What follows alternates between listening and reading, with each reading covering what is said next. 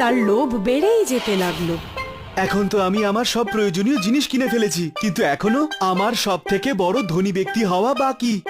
আচ্ছা, রোজ রোজ এক একটা ডিমের বদলে সব সোনার ডিম যদি একসঙ্গে বার করে নিই। সবচেয়ে বেশি বড়লোক হওয়ার স্বপ্ন দেখতে দেখতে সেই লোকটা রোজ ঘুমিয়ে পড়ে, আর সকাল হতেই সেই মুরগিটাকে দেখার জন্য ফার্মে চলে আসে। আজকেও একটা ডিম? এভাবে তো তাড়াতাড়ি ধনী হয়ে উঠতে পারবো না। আচ্ছা, একটা কাজ করি, সব ডিম যদি আমি একবারই বার করে নিই, তাহলে আমি সব সোনার ডিম একবারেই পেয়ে যাব। তার জন্যে আমাকে মুরগির পেট কাটতে হবে। এইভাবে সোনার ডিমের লোভে সেই লোকটা মুরগিটার পেটই কেটে ফেললো। আরে, এটা কি? পেটে তো একটাও সোনার ডিম নেই। হে ভগবান, এটা আমি কি করে ফেললাম? আমি আমার লোভের জন্য নিজেরই ক্ষতি করে ফেললাম।